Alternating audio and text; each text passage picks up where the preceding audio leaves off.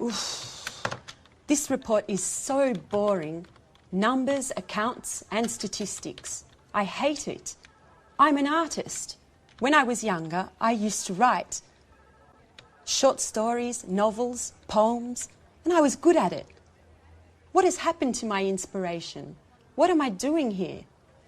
A publishing house. That's where I would like to work. Okay, Victoria, stop dreaming. Let's get back to the report. The boss wants it on his desk at 5 this afternoon. Oh, isn't there anything more interesting to do? Like listening to some good music.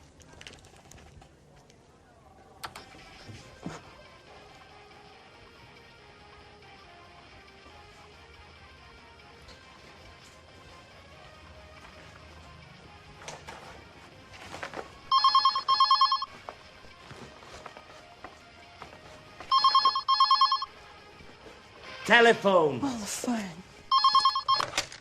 Hello, this is Victoria Lee. Oh, Lucy, what can I do for you? No, I'm not busy. Well, actually, I am very busy. I have to write a boring report for the boss. Anyway, what is it? Is there a problem? What? Mr. Lewis wants to speak with me? Really? Yes, yes, of course. Put him through. Good morning, Mr. Lewis. It's a pleasure to hear from you. How are you?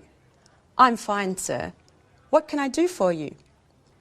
Yes, I know the product. It's very interesting, innovative, and the marketing department thinks it has a lot of potential for the international market. What? Me? Really? Thank you, sir. Yes, yes, immediately. Yes, yes, Victoria. Today is your lucky day. Bye-bye, boring report.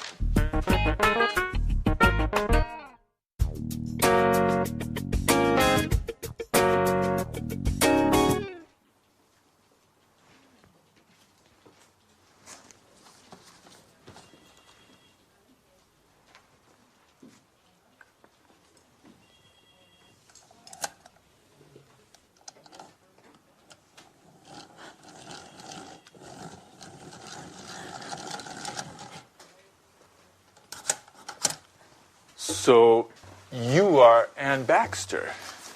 Yes. Yes, I am. I'm sorry. Really, I'm so sorry. Nice to meet you. I'm Mr. Stevens. How do you do? I'm so sorry, Mr. Stevens. Anne, please, sit down. It's all right. How are you today? I'm a little nervous. And this isn't a good start. That's all right. Well, Anne, where are you from? I'm English. I'm from Oxford. Great. A true Brit. Can you speak any other languages? French, German, Spanish? I can speak French, a little Spanish, and a few words of Italian. My sister is in Rome studying history of art at university. Okay. Very interesting. And can you use a computer? The internet? I'm not a genius with the computer, but I can use one.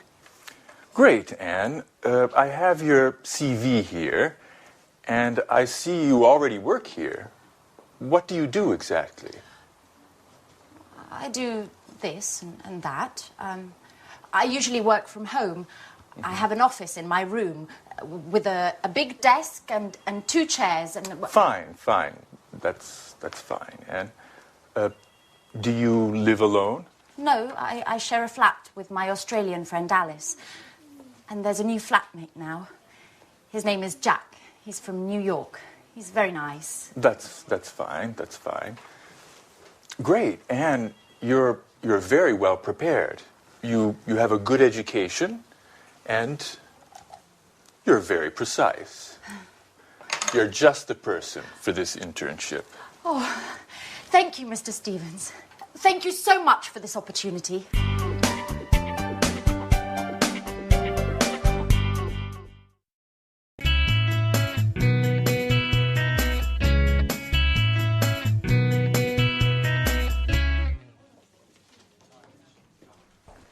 Right this way. Anne, This is Gary. And this is Rachel. Hello. Hi. Pleased to meet you. Rachel is a very important team member at our publishing house. She knows everything about the company. Thanks. She was our first employee, 1985. 1985. And she can answer any questions you may have. Okay, Anne, you're in good hands. Have a productive day. Oh, all right, Anne. Are you ready? Well, Mr. Stevens founded this publishing house in 1985. Oh, just a moment.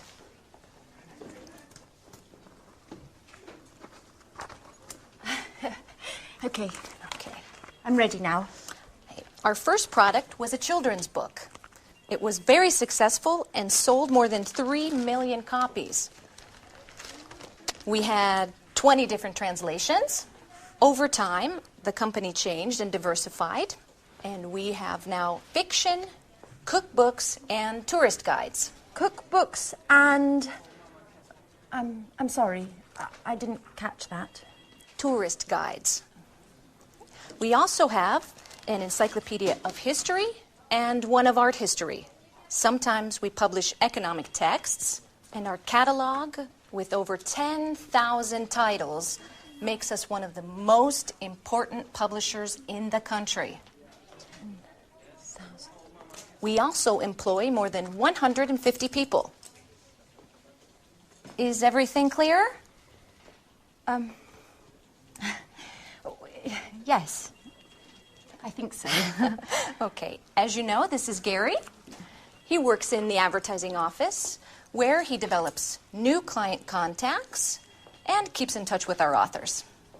Pleasure to meet you, Anne. It's so nice to have such lovely colleagues in this company. Fine, Anne. Okay, let's move from theory to action. Okay. This is your desk. Here's your computer. Mm-hmm. You know how to use one, don't you? Yes. As I told Mr. Stevens, I'm not... Okay. No need to waste time. Okay. Over there is the fax and the photocopier. Okay. There's a coffee machine in the hall over there. Mm-hmm. But please, few breaks and keep them short. Do you understand? Yes. Excellent, Anne. Get to it.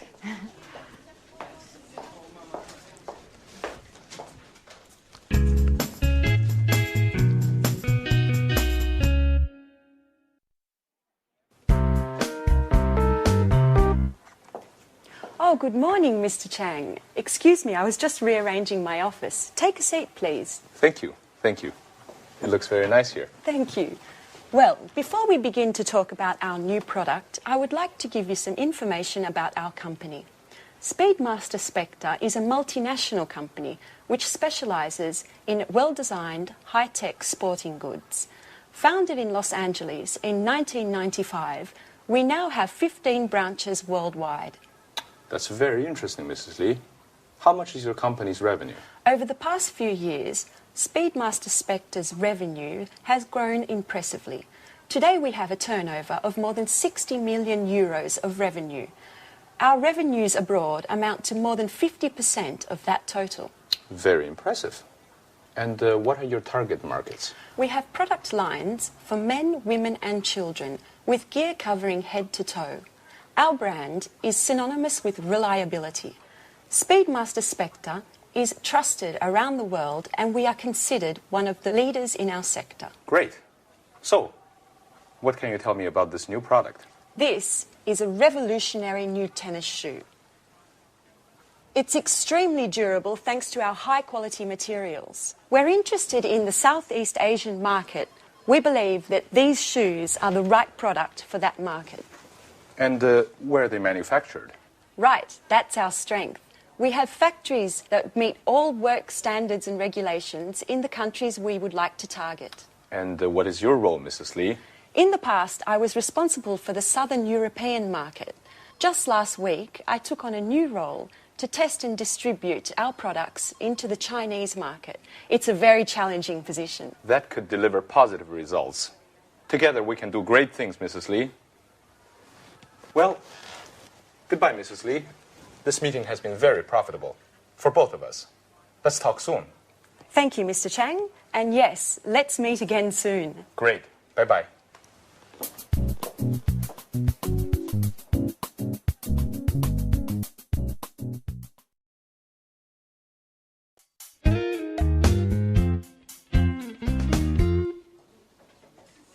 Good morning.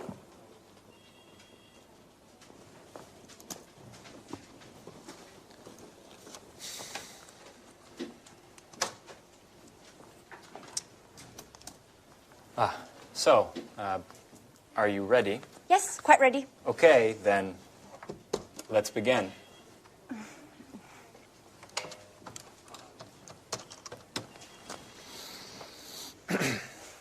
Hello, my name is Gary Reynolds from Pilgrim Publishing. May I speak to Mr. Jones? Mrs. Jones, how are you? And how is that wonderful apple pie of yours? I'm fine, thanks. Certainly, I'll hold. With a wink and a nudge, you can get whatever you want, even imaginary apple pie. This author is too important for us. Right. Hello, Mr. Jones. How are you? I'm fine, thank you. I wanted to know if you are interested in contributing to a new cooking guide that we have to bring out soon. Yes, it's a 6-volume collection of recipes to fit the needs of all tastes, with a detailed photo guide for preparation and cooking techniques. And we have to have the materials by the end of next month. Right. Exactly. Sure. Of course. Yes. Excuse me. Could you hold on for a moment? Anne, that's enough. Stop now. I can't concentrate. Oh, sorry, Gary. Sorry. Yes. As I said earlier, if you accept, I can send you a copy of the contract that you should sign and return. No, I'm sorry. We can't wait until next Tuesday. Well, I'll have to check with my boss. I need to ask Mr. Stevens if we can organize a meeting for next week. In the meantime, do you need any prep materials? No problem at all. I can send you an email immediately. Okay, goodbye. It was a pleasure speaking to you.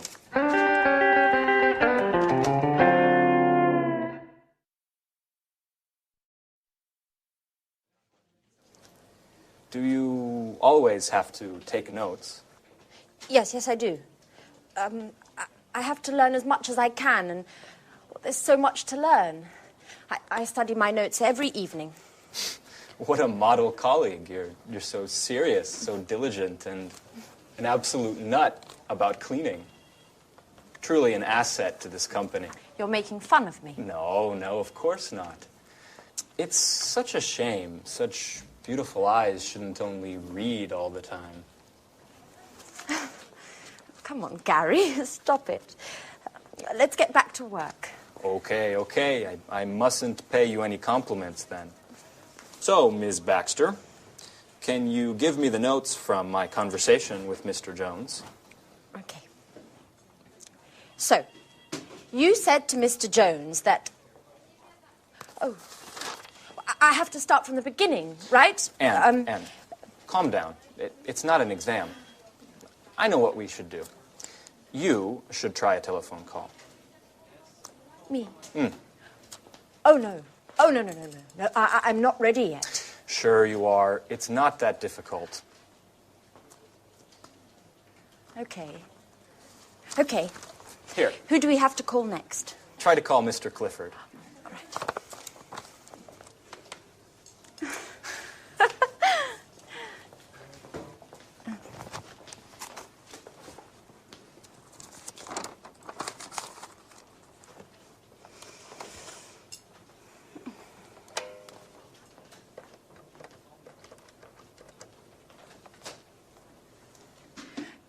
Hello.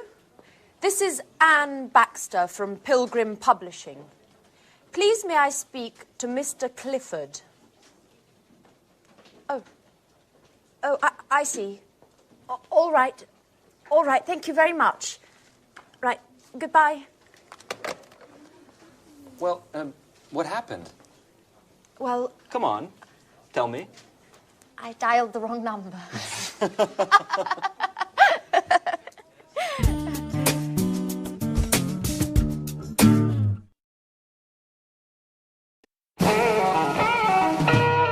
So, Mr. Stevens, may I begin to explain our typographic services? Just a moment, Mr. Richardson. I'm still waiting for our new intern. She has a lot to learn, and I think our meeting would be very useful for her. Good morning. I'm sorry I'm late, Mr. Stevens. Never mind, Anne. Anne, this is Mr. Richardson. How do you do? Good morning. Anne, I see you've had your hair done. Very nice. Oh, thank you, Mr. Stevens. It looks like you were out late last night. I hope you had fun. Were you at a party or perhaps a club? Oh, no. I was at home. Actually, it was quite a difficult night. Anyway, I don't want to bore you with my personal problems. Right. So, Mr. Richardson, tell us about your typographical services. Founded by Charles Emerson, Montex has been active in the typographic market since 1985. From the beginning, we have been known for our innovation and high-quality products. Mr. Emerson's children, John and Lucy, have continued the tradition by improving and enlarging the family business. The first Montex office was located in Russell Street. Oh, Russell Street! That's where the flower market is. I went there just the other day and bought 2 beautiful yellow orchids. I'm sorry. I'm sorry, Mr. Richardson. I didn't mean to interrupt you. As I was saying, over the years and following changes in the market, our company has diversified and extended its line of products. We've purchased the latest technology, offering our customers the best package available on the market today. In 2000, we moved to a larger office space in order to improve production.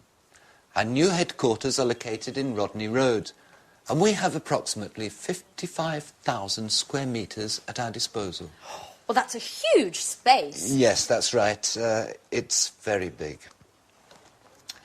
Anyway, our first success was with brochures, marketing flyers, pamphlets, and company catalogues.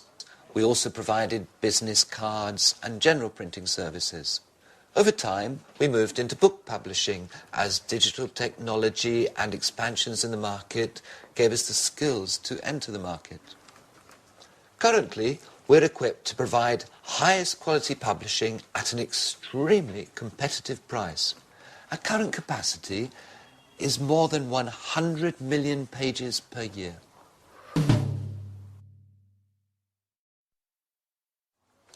So, Anne, have you understood everything? Would you like to sum up what Mr. Richardson has said? Me? Yes. Could you? Oh, all right. I'll try. Established in 1985 by Charles Emerson, Montex has successfully grown and adapted to changing client needs. In 2000, the company transferred to Rodney Road, where, thanks to cutting-edge equipment capable of high volume, it has optimized its production and extended its offerings, specializing in the publishing sector. Currently, it provides top-quality printing at extremely attractive pricing. Well done, Anne. You have a great ability to summarize. You know, Mr. Richardson, we aren't very pleased with our current typographers. They don't meet deadlines. Professionalism, efficiency, and punctuality are the keys to our success. Do you know, that in just a few years, the number of Montex clients has grown by 100%. And what sort of printing do you principally use? Digital printing and offset printing in the case of high-density needs. What? Offset printing? Young lady, you work for a publishing house and you don't know what offset printing is? No, sir. I'm afraid I don't. Is it important? Anne, offset printing is the classic way in which a graphic project done on a computer is converted to the final printed page. I get it. I get it. Well, it is important. It's extremely important. What an idiot I must seem. I basically told you I have no technological know-how. You know, Mr. Stevens, I am studying the editor's manual that you gave me, but I haven't got to the letter O yet.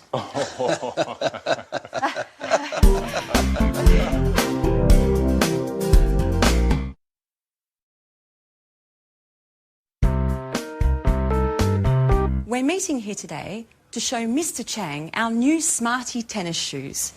These innovative shoes are made of high-quality materials and are perfect for the Southeast Asian market, which, as we all know, is expanding rapidly. We're especially interested in the Chinese market, which is growing at a pace much faster than the rest of the world. Excuse me for a moment. Henry? Hi. I'm sorry, but I'm in a meeting right now. Let's talk later, okay? All right, tell me, but hurry up. No, Henry, I never told John he could watch TV all day. He must have misunderstood. All I said was that he can watch all the TV he wants, but only after doing his homework. This really isn't the right moment, Henry. I'm sorry. Can we continue this conversation later on this evening? Pardon the interruption. Now, as I was saying... Excuse me, Victoria, but do you think this is the right product for the Chinese market? I think that before we export Smart in the Southeast Asian market, we need to take a close look at the local competition and the market's tasters in the sector. Excellent observation, Paul. We've actually already done market research, and as Mr. Chang can confirm, demand for sporting goods in China has grown by 50% over the past 10 years. Far Eastern consumers are increasingly interested in the latest fashion. They have become the most demanding consumers of fashion and quality in the world. Isn't that right, Mr. Chang? Oh, yes. Your fashions have reached our shores. Fashion is law, especially for young consumers. In fact, purchases are driven more by trends than by the actual products. And what about the competition, Victoria? It's a well-known fact that labor costs are lower in China, and the shoes produced in China are much more cost-competitive than in Europe. Right again, Paul. However, our shoes are manufactured with high-quality materials that target an upper-level segment of the market. This market segment is quite happy to spend more on products that are well-equipped, last longer, and are of a higher quality. Do you have any data on how Smarty sales are going in Europe and in the States? Yes. Our marketing department sent me the latest report just this morning, and I'm happy to say it's very encouraging. Smarty has become one of our most successful products of the last few years. Demand is growing exponentially, and the satisfaction level of these shoes is much higher than that of similar shoes produced by other companies. In fact, Smarty shoes are considered one of the most durable, the most functional, and, most importantly, the most popular amongst the youth market. And what about the distribution? It's a very important aspect that we shouldn't underestimate. Yes, Mr. Chang is here to help clarify this issue for us. It is extremely important to have a detailed distribution and promotion plan. we've also got to create a reputable chain of agents to distribute our products over the widest possible area. This, in turn, will help us make importation easier and reduce taxes for entry into the Chinese market.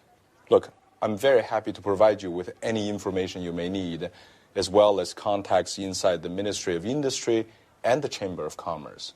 But, of course, success depends on your goals, your strategy, and the type of financing plan you're willing to provide. And besides that... Oh, excuse me yet again. John, what do you want? I told Dad I'm in an important meeting. No, John, I didn't say that. First do your homework, and then you can watch TV, okay? And listen to me. I don't care if your friends aren't studying today just because it's a holiday tomorrow. Do you understand? Tomorrow we're going to see your grandparents, so you have to study today. That's enough of this story, John. No, that's not true. I'm a good mother, and I love you. But it doesn't mean I don't have the right to tell you what to do. Listen, I don't want to talk about this anymore. Goodbye. Pardon me, just a little domestic problem. Well, yes, Mrs. Lee. We all know that kids cause more problem than work. You're right, Mr. Chang. Kids, anyone who understands them is a genius.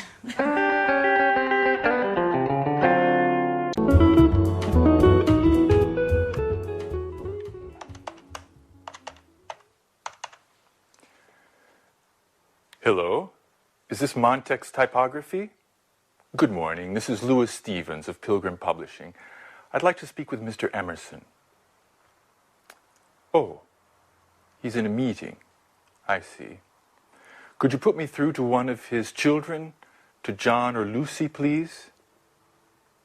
Oh, they are also in a meeting. Fine, then may I speak with Mr. Richardson? You don't mean to say that he's also in a meeting? Yes, I see. Is there anyone that I could speak with to find out if our order has already gone to press? I'd also like some information about deliveries. Yes, I see. They're all in meetings. Could you take a message for Mr. Emerson? Ask him to call me as soon as possible, ASAP. I'll be in my office until 4. Thank you. Goodbye. Well, they certainly do like meetings at Montex, don't they?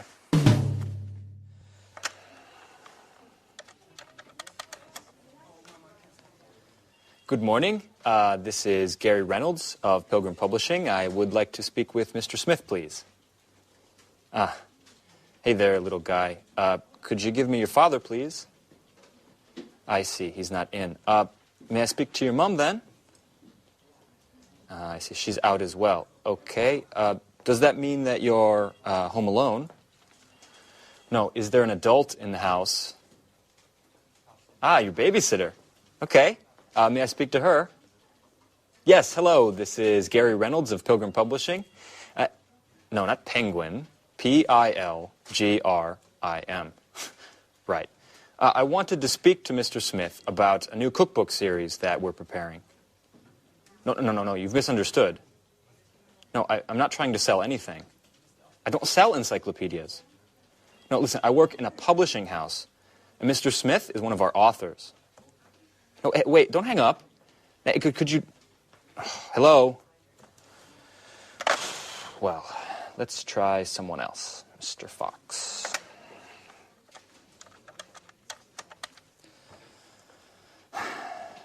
Good morning. This is Gary Reynolds of Pilgrim Publishing. Answering machine. Great. Yes, good morning. This is a message for Mr. Fox. I'm Gary Reynolds of Pilgrim Publishing, and I was interested in finding out if you would like to participate in a new cookbook series that we are publishing soon.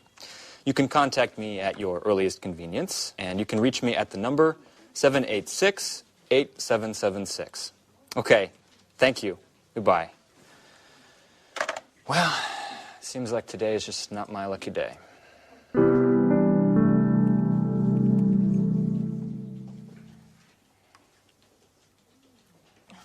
no, the answer phone. Alice! Hello, it's Anne. I need to speak to you urgently. Please call me as soon as you get this message. I've got lots of news to tell you about Peter and Sharon. I imagine you're interested. Anyway, no news for now. Okay, I'll give you a hint. Peter telephoned to say that he'd called Sharon about Japan, and do you know what she said? I'm not going to tell you. Call me and you'll find out. Okay, bye. Speak to you soon. Oh, you can reach me at the office. Bye, bye.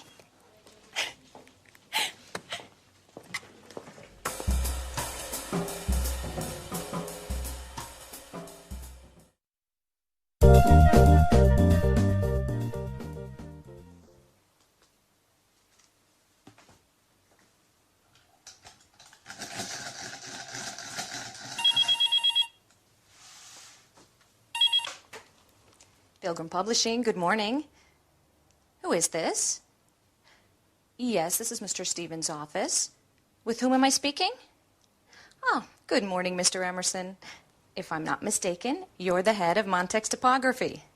This is Rachel Gordon, Mr. Stevens' assistant. It's a pleasure to meet you. On the phone. No, I'm sorry. Mr. Stevens isn't in at the moment. He just left. Yes, I know it's 4 o'clock. No, unfortunately, he was called away unexpectedly. Would you care to speak with me? No, don't worry. There are no secrets between Mr. Stevens and myself. Yes, he telephoned to find out if you had already begun work on our order. And I think he also wanted to know about the means of delivery. Uh-huh. Fine. Ah, Mr. Stevens will be pleased. Yes, I've taken note of everything. In any case, I'll have him call you tomorrow morning. When will you be in? At 10. Okay. Fine. Goodbye, Mr. Emerson. I look forward to meeting you in person.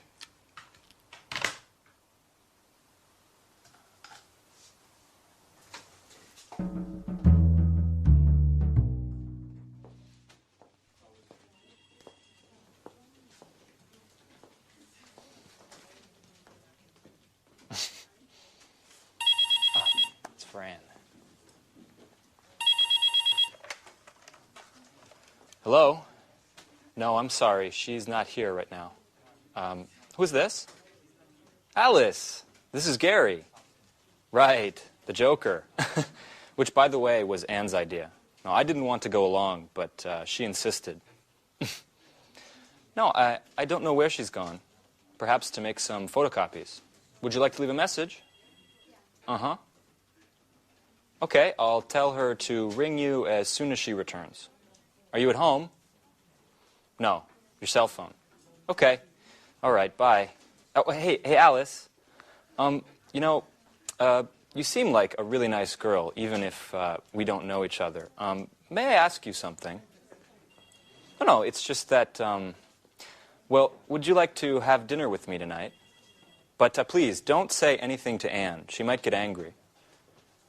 No, I know you two are such good friends. You live together. Okay, don't get worked up. Listen, I was just joking. All right, bye, Alice. No, bye. What a hothead. You really can't say anything to her. Such a pity. I would have liked to take her out. She is very nice.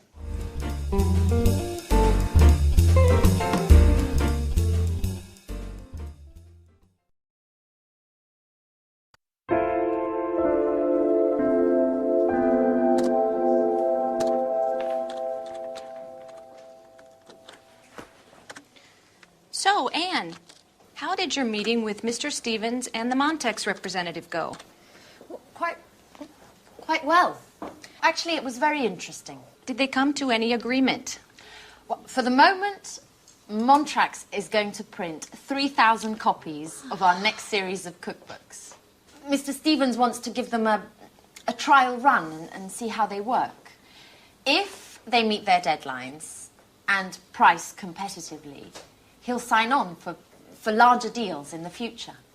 Well, we're hoping to optimize our work and drive down costs a little. Anne, the publishing market is in a deep crisis. Readership is dropping rapidly, which is driving down sales.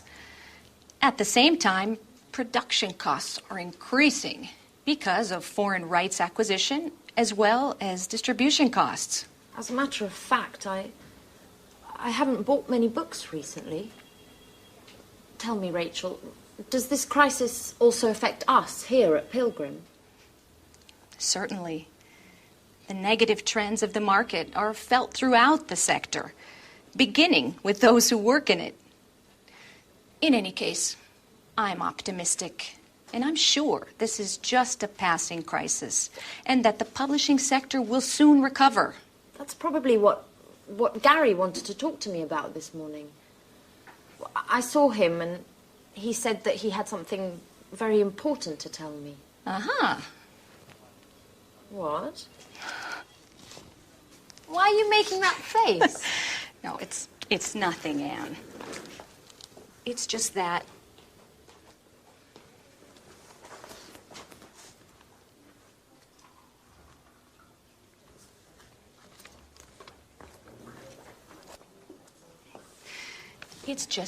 I don't trust Gary. He's a Latin lover and full of himself. He chases all of the pretty girls around here, and you are just his latest victim. Look, Rachel, I'm perfectly capable of looking after myself. I only have a working relationship with Gary, and that's how it's going to stay. Sorry, Anne.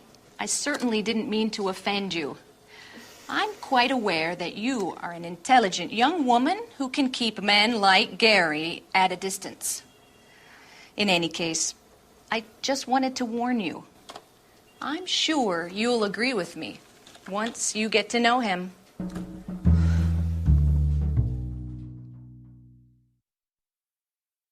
Yes, to be honest, I am a bit worried. Profits are down 8% over the last few months. And just yesterday, I read an article in Media World that confirmed my suspicions. Forecasts for the publishing market are quite pessimistic. And the general feeling is that things are going to continue to go downhill based on current trends.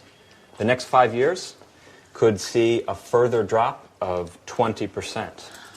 If we leave out bestsellers and fiction, then the entire publishing market has taken a direct hit. Or, better, is in a downward spiral. But what about sales? For the moment, they're stationary, but we won't be able to improve them. In fact, we'll have to stop publication of our encyclopedias of history and art history, with awful consequences for those working on these projects. Are you saying that we'll have to lay people off? No, not for the moment. But if things continue like they are, we will have to let some of our people go. Oh my God. There must be something we can do to keep from cutting staff. I'm meeting with Mr. Stevens this afternoon to discuss the situation. We're going to focus on new objectives for the company in both marketing and sales. Perhaps we will develop a new line of economic paperbacks, which might help sales. But the other publishers are already doing that successfully. I think we'll need to develop new products to encourage new market opportunities. Well said, Billy. I've already got an idea to suggest. It won't resolve all of our problems, but it could bring about some interesting developments. And what might this new idea be? Anne! Well, Anne, are you in there? Hey, you! I'm looking for my friend Anne. Is she with you? Anne! Surprise! Anne, hello. Come back to Earth. Someone's looking for you. Anne! Alice! What are you doing here? Well, I came to see where you work, Anne. Could you give me a tour? So, these are your colleagues. Oh. What long faces. Are you always like this? We need a little fun to lighten things up in here. Why don't you invite them to the party this evening? No, no, really. I don't think, well, today's really not a good time to be talking about parties. Why don't you come back some other time? And perhaps warn me in advance, perhaps. Bye-bye, Alice.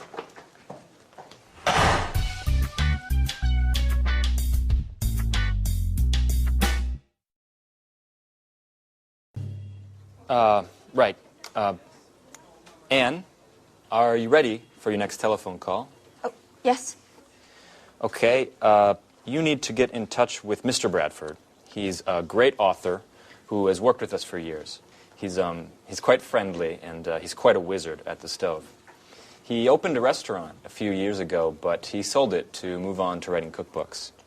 He knows 1,000 tricks in the kitchen, and he can make anything taste great, even tomato soup. Oh, come on, stop it, Gary. I've only had half a sandwich today, and hearing about tasty treats is driving me crazy. I know. Speaking of eating, when are we going to have dinner together? You don't know when to quit, do you? Enough joking around. But let me give the kitchen superman a call. Okay, but don't forget to pay him compliments. This guy just eats them up.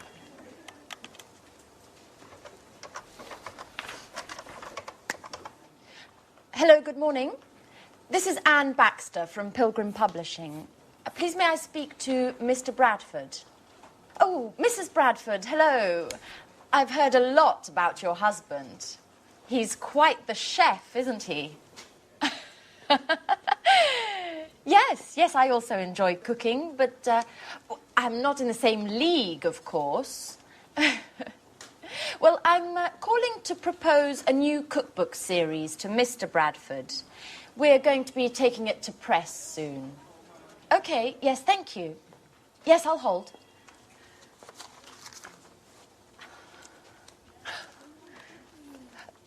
Good morning, Mr. Bradford. Hello, this is Anne Baxter from Pilgrim Publishing. First of all, congratulations. You're a legend around here. But as I was telling your wife, I'm calling to see if you're interested in participating in a new cookbook series that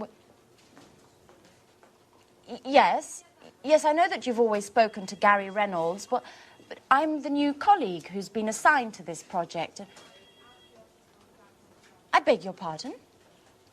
Well, excuse me, Mr. Bradford, but I don't understand why you consider Mr. Reynolds to be more competent than myself. In any case, if you'd like to speak to him, hold on a moment. I'll put you through. Hey, Mark. How are you? Yeah, I think you upset Anne, our new intern. Oh, she's a fantastic colleague, diligent and hardworking. Yeah, let's set up a meeting so you can meet her. You'll be very impressed. She's also a great cook. In the meantime, I'll send you a detailed outline of the project. Okay, and we'll see each other Tuesday at 10. Okay, right. Bye, Mark.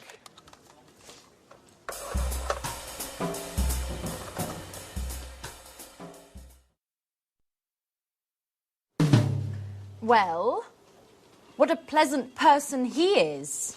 Oh, come on, Anne. Don't let him get to you. Mr. Bradford is just a little shy with those he doesn't know. But you'll see. He's quite a lot of fun once you've met him. Why don't we take a short break? How about a little fun on the telephone? I need to relax and have a good laugh. Okay. But who should we call? I know. Let's call my flatmate Alice. She's always looking for new boyfriends, and you could pretend to be a friend of Jack's, the other flatmate, saying that you saw a picture of her and that you'd love to meet her. Okay, but she isn't going to get angry with me, is she? No, we'll tell her it was just a joke.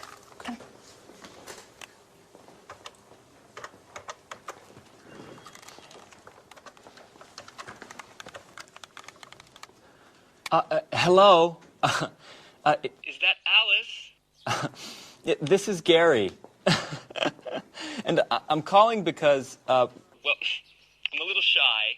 and I'm a friend of Jack's, and yesterday he showed me a picture of you.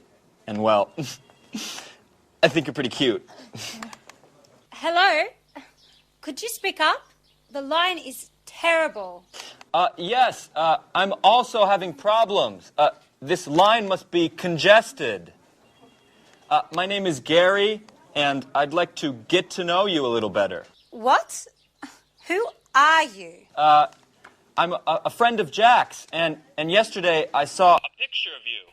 How could that be? What picture? Don't raise your voice with me. Me, Alice. In the picture, there were 3 people. One was Jack, one was an ugly girl, and then a very beautiful lady. And Jack told me it was you. hold on, while I put you through to a friend of mine who doesn't agree with me about the ugly girl. Hello? Who's speaking? This is Alice, and I urgently need to speak with the other guy. I think his name is Gary. I'm afraid I can't hear you. Could you speak up? I said I urgently need to speak with Gary. Oh, I'm afraid Gary's very busy at the moment. If you'd like an appointment, I can fit you in the beginning of next month. What? You are joking, aren't you? I told you I need to speak with him immediately. Alice! It's Anne. It's a joke. And you fell for it completely. Anne, you scared the hell out of me. What a stupid joke. Okay, maybe it was a stupid joke, but you bought it hook, line and sinker.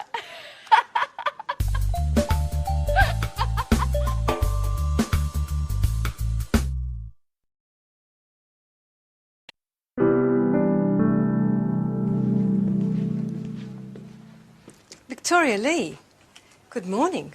Do you remember me? Yes, certainly. And to what do I owe the pleasure of your unexpected visit? Beautiful office. My compliments. You've certainly come a long way, haven't you? Well, I can't complain. If you don't mind, I've got quite a lot to do. You didn't feel that way a year ago when we first met. Listen, Mrs. Baker, that was a very difficult period for me. I wasn't happy with my job and... Don't worry, Lee. I'm not here to visit the past, but rather to talk about the future. What? I've recently heard quite a bit about you. I know that you've done great things to improve the bottom line of Spectra. As a matter of fact, that's why I'm here today. I'd like you to come and work for us. Thank you, Mrs. Baker, but... Just a moment, Lee. Let me have my say. If you came to work for us, you'd not only have the opportunity to work for a successful company, but you'd also have a brilliant career with full satisfaction ahead of you. I'm flattered, but as I said, I'm very pleased with my present employment. If I were to propose a position as business development manager, would you consider my offer? Mrs. Baker, please, if I were to come and work for you, I'd be doing my company a disservice. Just think it over, Lee. If you accept, you'll get a much higher salary than your current one. Of course, I forgot to mention the company car and mobile phone, not to mention an impressive percentage of sales. That's enough, Mrs. Baker. Your offer is very tempting, and if I were free, I would certainly accept. However, things have changed greatly. I am very satisfied with my job here. Mrs. Lee, I've brought you this brochure. I was just, Fine, I'll leave. Mrs. Lee, just think about what I said. I'll be in touch.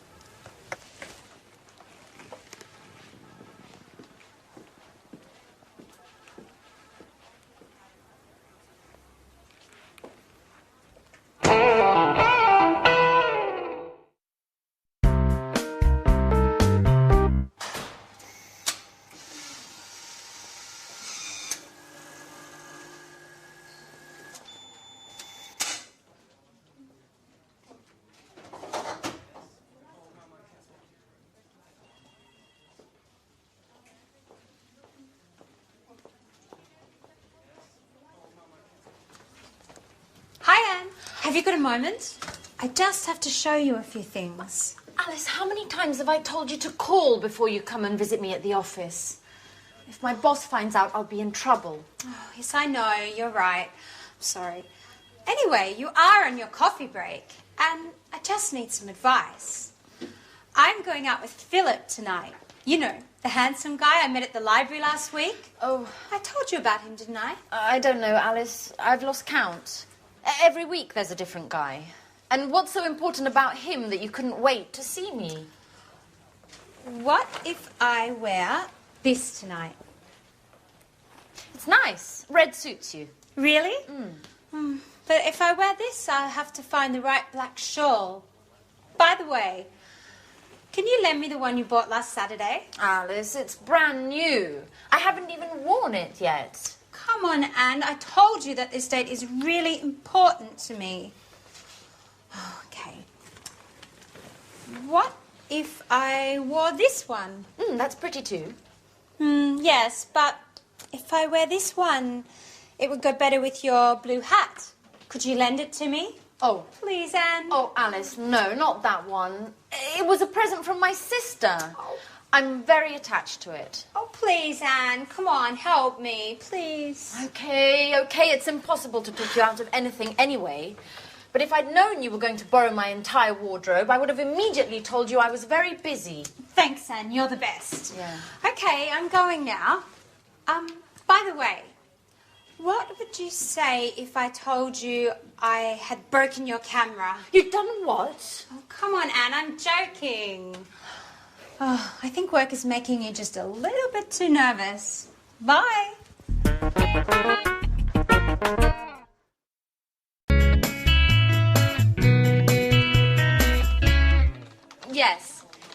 Yes, Mr. Jones. The collection is divided into thematic volumes.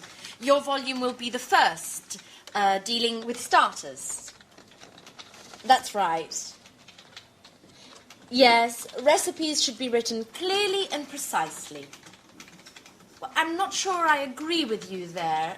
Ingredients should be written separately, directly under the title of each dish. Okay, I'll expect your first instalment next week then. All right, goodbye, Mr. Jones. Goodbye.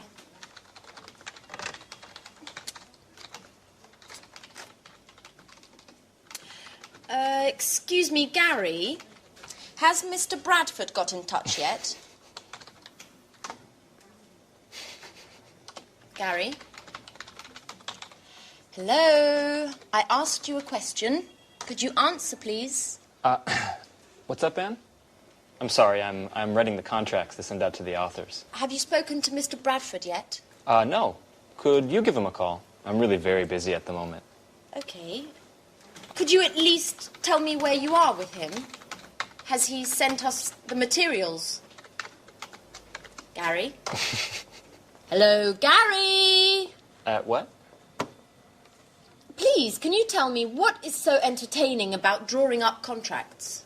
Why? Because you're glued to your computer and you keep laughing like a fool. I'm just in a good mood today. Come on, Gary. I'm not stupid. What are you doing? Okay, you've caught me out. I'm chatting. It's great fun. Would you like to give it a try? No, thank you very much. And you shouldn't be chatting at work anyway. Mr. Stevens might notice. Now, why would he? If he walks in the door, I'll just close the window and continue typing up the contracts. Anne, relax. Let's chat a bit together. No, I'm afraid I can't. Somebody needs to work around here. Now, could you explain how I should proceed with this? You spoke to Mr. Bradford, so could you give me some details on your agreement? Yes, he should have sent some materials in 2 days ago, but we still haven't received anything yet.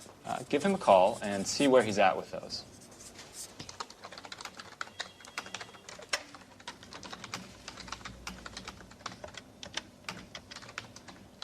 Hello, Mr. Bradford.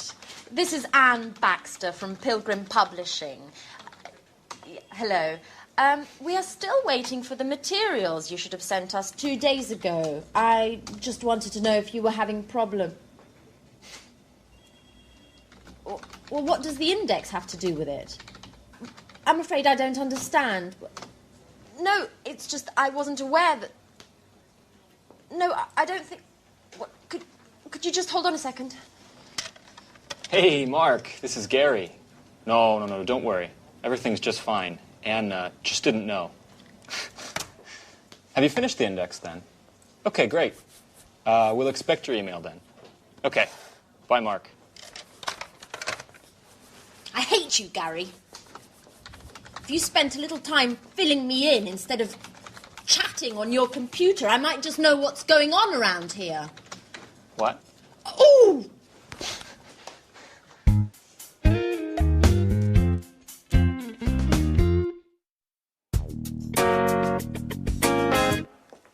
Mrs. Lee, excuse me for disturbing, but I need to speak to you for a moment. You're not disturbing, Mr. Chang. What can I do for you? Perhaps it's none of my business, but considering the importance of the deal for you and your company, I want to be absolutely sure that everything goes smoothly and that no ugly surprises are around the corner. I don't understand, Mr. Chang. What are you getting at? You see, Victoria, I value you highly and trust in you, but I don't like people going behind my back. What are you insinuating, Mr. Chang? Victoria, I know very well the woman who visited you in your office yesterday, Mrs. Baker, Human Resources Director for Play, the world's largest sporting goods chain. And? Mrs. Baker is well known as a headhunter. You know, those personnel managers who rob other companies of their own talents to employ for their own companies. So tell me, Victoria, what did Mrs. Baker want from you? You're right. Mrs. Baker made me a very interesting offer, but I certainly have no intention of accepting. Are you quite sure, Victoria? Look, Mr. Chang, I had an interview with Mrs. Baker last year. At the time, I was working for Spectre, but I was very unhappy. I had been hired to work in the business office and had expected more important assignments. But unfortunately, my work was very monotonous and boring, nothing that met my expectations.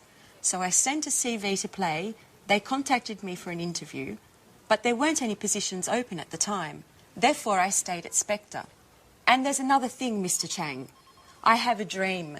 I've always wanted to work in a publishing house ever since I was a teenager. And that's also why I wanted to leave this job. Numbers just don't go with my creativity. And what about now, Victoria? Do you still doubt about your job? And what about your expectations?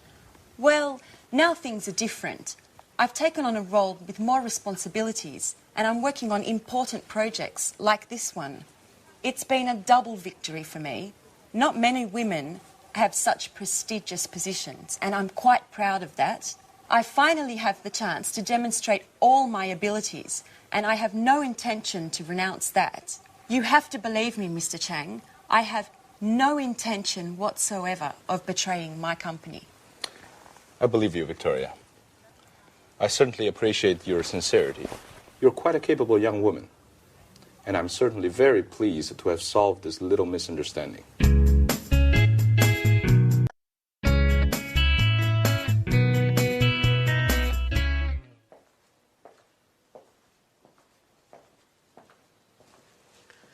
Excuse me, my name's Victoria Lee. Today's my first day at work, and I'd like to know... Great. Great way to start. Where is everybody? Mr. Stevens told me I was going to meet my new colleagues, and they were going to explain everything. Wonder if I've come to the wrong department. Ah, you must be the new arrival. Pleasure to meet you. I'm Rachel. The pleasure's all mine. My name's Victoria Lee. Mr. Stevens asked me to show you the office and explain everything. So, over there is the fax and the photocopier. This is your desk and computer. What else? Oh, yes, you'll find a coffee machine down the hall. But please, remember... Few breaks, and please keep them short. This gentleman is Gary Reynolds, head of marketing. How do you do? I'm Victoria. Mr. Stevens tells me that we're going to be working closely together. I must say, it's quite a pleasure to spend so much time with such a lovely young lady. Happily married woman. Married with a son, as a matter of fact. Well done, Victoria. Let him know who's who. Gary's the kind of guy who can't control himself with attractive women. Thank you for the compliment, Rachel. Let's get down to work. Here's an analysis of last year's investments. As you can see, we've consistently improved our bottom line in all sectors, even if, as far as I'm concerned, we need to move more aggressively into the market. What exactly do you mean? Well, improve our e-commerce play, for example. Let's imagine for a moment that Pilgrim were to develop an advanced online catalog that would allow users to purchase directly online. Don't you think that this way we could dramatically cut our distribution costs? Certainly. But what does Mr. Stevens think? Well, he's a bit old school in his way of thinking. According to his worldview, we should focus on sales through more traditional channels. I, on the other hand, would be thrilled if you saw things more along my lines. Why don't we develop a realistic marketing strategy that includes possible e-commerce earnings? Perhaps we could convince him together. I'm afraid I can't at the moment, Gary. I've got to focus on the bookkeeping to begin with. Listen, why don't we have a little dinner together tonight and then continue working at my house? I'm married, remember, Gary?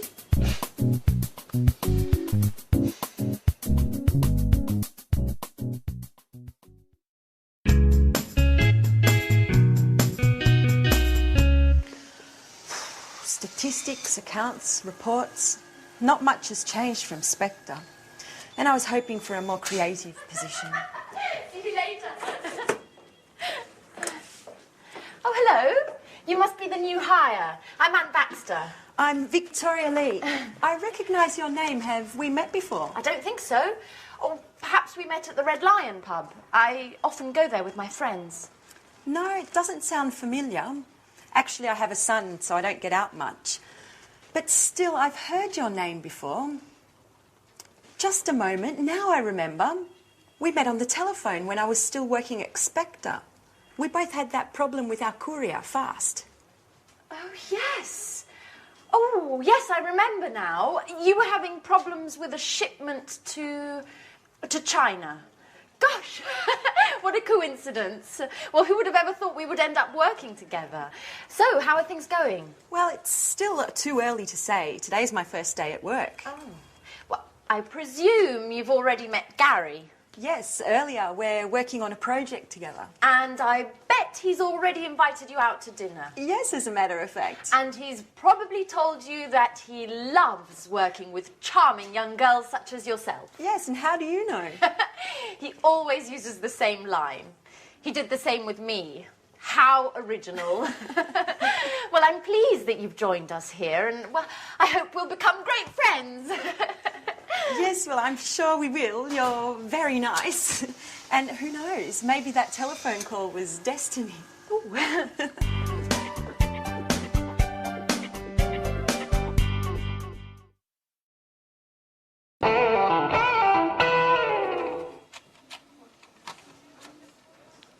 Who's in charge of delivery to the Blue Moon Bookshop? Ann and I. Why? They've just telephoned complaining that they haven't received anything yet. Well, that's impossible. I sent the delivery 5 days ago. That's just it. I don't understand what could have happened. The merchandise should have arrived by now. Anne, call the shipping agents to find out what's up.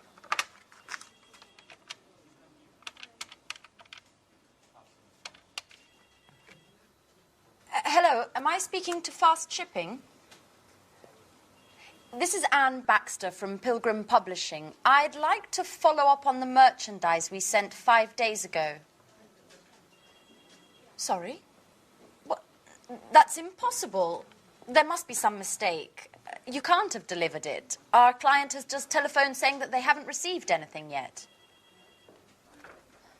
Okay. Okay, I'll take a look at the paperwork and get back to you. Yeah, bye-bye.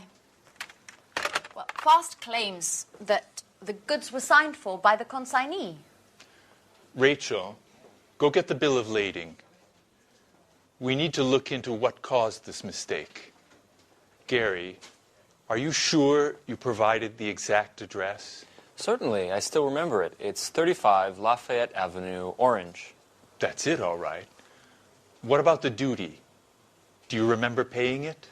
Duty? Excuse me, Mr. Stevens, but we're EU members and aren't required to pay duty. Merchandise is free to move between the member states, and duty is no longer required, nor is documentation. EU? What does Europe have to do with it? Excuse me, but Orange is in France, isn't it? Good God, Gary. Blue Moon is in Orange, but not in France. Orange is a city in Massachusetts, USA. Call the bookshop immediately. What an idiot. That's why I paid less on freight charges than was budgeted.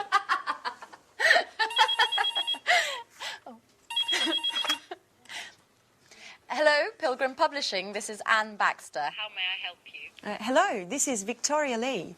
I'm calling in regards to the shipment. I was wondering if you had any news yet. Yes, Actually, I was just about to call you. unfortunately, there's been a misunderstanding. But don't worry. We're taking care of things on our end, and you should receive the goods very soon. Could you tell me exactly what's happened? My boss is extremely upset. The shipping documents were in order. According to the bill of lading, the supplies should have already arrived. Can you explain why the merchandise is blocked in the custom warehouse? Customs? Oh, no, you see, I'm afraid there's been a slight problem in addressing the goods, and they've been sent to a destination in France instead of Massachusetts. France? Massachusetts? What are you talking about? The merchandise was destined for China. China? Excuse me, are you the owner of the Blue Moon in Orange, Massachusetts? No, I'm not. I work for Spectre. We're a multinational sporting goods manufacturer. I'm speaking with fast shippers, aren't I? Well, actually, no. This is Pilgrim Publishing. I'm afraid you've got the wrong number. But we do have something in common. We both use the same courier.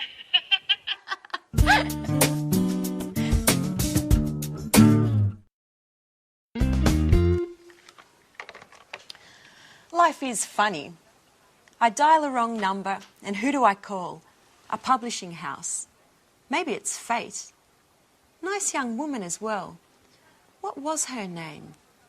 Anne Baxter, that's right. We use the same couriers and are both having problems with deliveries. What a strange coincidence. Mrs. Lee, have you spoken with fast shippers yet? Not yet. The number's always busy. We have to figure out what's happened. This delivery delay is costing us a lot of money. The courier assured us that the merchandise didn't have to pass through customs, that it would have left their warehouse with the customs bill already compiled, without any additional customs requirements. That's right. Considering the shipping costs, they're so high because they include all international delivery costs, such as transit, loading and unloading, assembly, and warehouse storage costs. Just a moment. I've got it. Did you remember to attach the certificate of origin, Mrs. Lee? The certificate of origin? I don't really know what that is. It's never been required for our shipments. The certificate of origin is that document which states the merchandise's country of origin for customs purposes. It's absolutely necessary for companies doing business in countries which don't belong to the EU, provided upon customs officials' request. And China is one of those countries. I'm sorry, Mrs. Collins. I didn't know. I swear it. Up until now, I've never taken care of shipments. This is going to be one very expensive mistake. Oh, by the way, I'll be taking our losses caused by this delay out of your salary.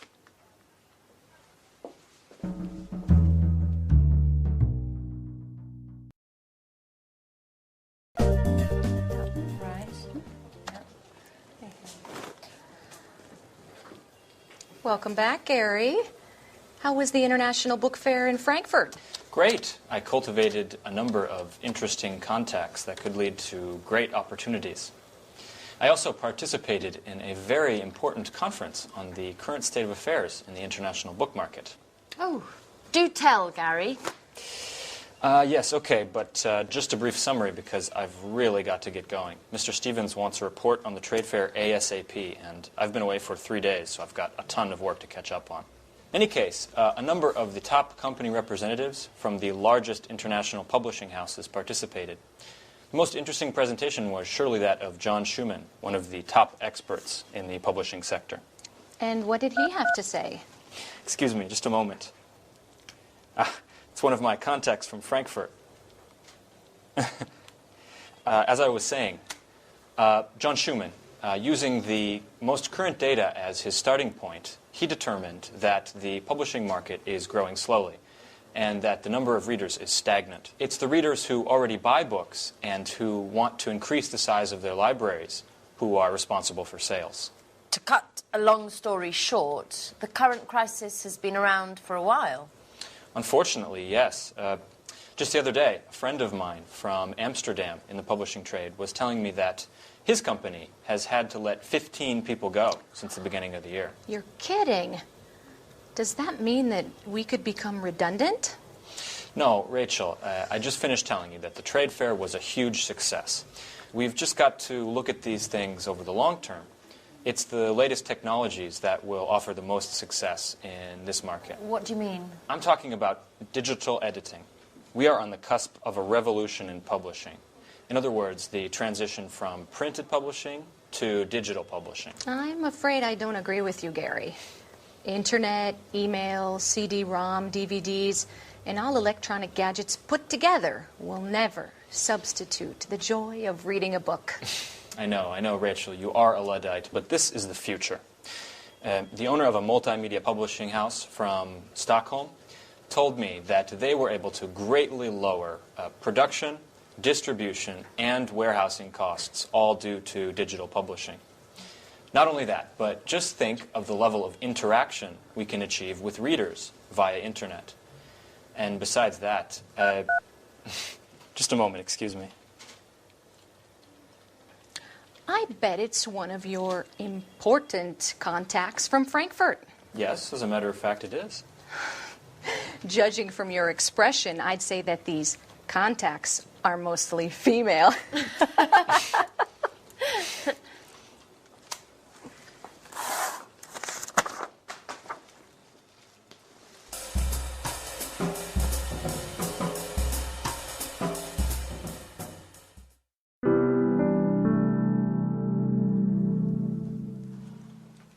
Oh, hi, Victoria.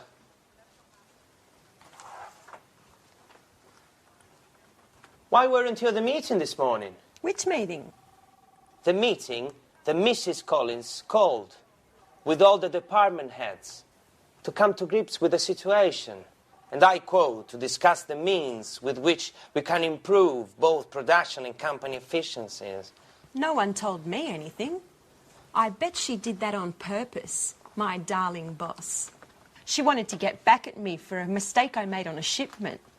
She always keeps me out of the loop on all the important developments and makes me do the work of a secretary. I hate her. Come on, Victoria. Chin up. Things will get better. I'm not sure about that, Paul. Anyway, tell me, what did you discuss at the meeting? Well, you can imagine the tone that Mrs. Collins used. She prefers cold and distant. She urged us all to work even harder to overcome this difficult moment for the company. According to her, we should be working 24/7, 365. Listen to this. She told the warehouse manager to calculate the efficiency of workers more precisely as they go about their tasks, and if necessary, to lengthen their hours. Then she invited Mr. Rover, the personnel director, to evaluate the necessity of any new hiring. She told him that from now on, each and every short-term or long-term plan must first be evaluated and approved by her. I always said she was a dictator. Yeah. And she claims that we should be delighted at her flexibility, and that many corporate heads she knows would just resort with a huge personnel cuts to improve the situation. Oh, what an understanding woman. You bet. Then she added that companies need to meet deadlines. and to work within strict budget in order to keep clients satisfied and remain competitive in the market.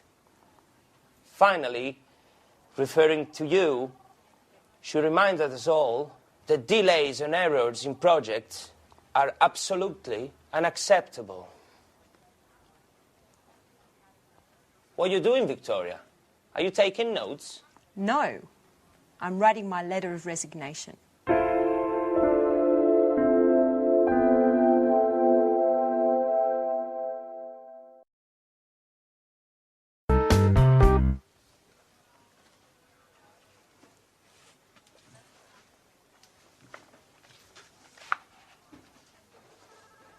Paul. Don't tell me this is true. Are you really going to leave? Yes, Paul. I just can't stay here. Since Mrs. Collins has arrived, the work climate has become unbearable. She never misses an opportunity to humiliate me and to assign me the most demeaning tasks. And what are you going to do now? Well, I've got in touch with a number of companies. This afternoon, for example, I have an interview with a publishing house. Publishing house? You're not going to become an author, are you? Precisely. You know it's always been a dream of mine. I don't think the interview is going to focus on my literary talents. But, Paul, you look awful. What's the matter? I'm a bit concerned about things. We're having a meeting with the major shareholders of Spector to take a look at the balance sheets. And is that a problem? Well, as you know, the year-end balance sheets provide an overview of the economical, fiscal and fiduciary effectiveness of our management. And I certainly hope that scrutinizing the books won't uncover inconvenient discrepancies that could lead to a change of a company leadership. What exactly are you referring to? As you know, things haven't been rosy lately, even if there has been a slight improvement in share prices during the last quarter. However, at the same time, the outstanding debts to our suppliers have also increased. In other words, our revenues don't cover our expenses. The situation is serious then. That's right. I'm afraid we'll need to resort to additional outside financing. I've been calculating the various balance sheets entries to understand what's causing our debts and try to develop a plan of attack to get our weak points under control. The results are anything but encouraging. As you well know, the solidity and integrity of our financial core assets are indispensable to keeping our production capabilities intact and revenues flowing. I certainly wouldn't want to be in your shoes at the meeting. No kidding. I'm predicting lightning and thunder. I wish I didn't have to participate. Perhaps I could come down with a sudden case of flu or something. How about kidney inflammation accompanied by high fever caused by a highly contagious virus mysteriously present in the company? You'll laugh, but now that you won't be here, I'll have to double the work. By the way, they don't happen to need someone else at the publishing house you were speaking about. So you're a secret author as well? No, but I can do a lot of things. For example, use a computer, make photocopies, send faxes. That should be enough, shouldn't it? What a clown. I'm going to miss your jokes, Paul.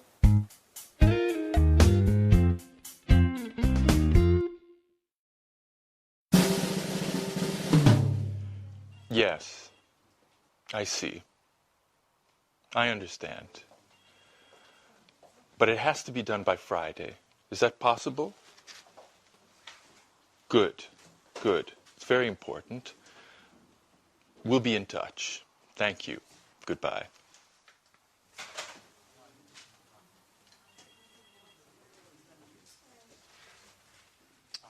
Mrs. Lee, you've got an exceptional CV. Well, thank you, Mr. Stevens. I don't quite understand why you left Spectre. According to this, you were in a position of considerable responsibility. That's true. I was very satisfied with my job at the beginning. I had a very prestigious position and many high-profile projects were sent my way. However, once Spectre was taken over by a Japanese multinational, things just took a turn to the worse. My boss was let go, many of my colleagues were transferred, and I was relieved of my duties. And of course, well, maybe I shouldn't tell you. Please do. No reason to be afraid. Well, the truth is, I just didn't get along with my new boss. I appreciate your frankness. Sincerity is one of the main qualities that I look for in my employees. But tell me, Mrs. Lee, how are your bookkeeping, invoicing, and administrative skills? Excellent, I would say. But I wanted to speak to you about an... Are you familiar with the publishing market? Yes, to a certain degree.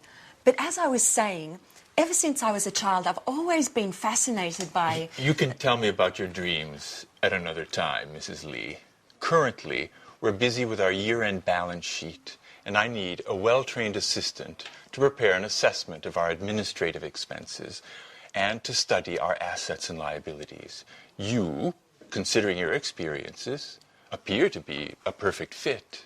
Well, thank you, Mr. Stevens. But once this emergency has blown over, I was wondering if perhaps you could take me into consideration as Yes? as an author. I'm quite talented. My literature professor at university used to encourage me. This is not a school, Mrs. Lee. I got in touch with you to speak to you about our marketing office. That's what I'd like to hire you for. Please don't be offended, but keep your dreams to yourself for the moment. As far as books are concerned, we can get started on the bookkeeping immediately. Certainly. But later? We'll see. We'll see.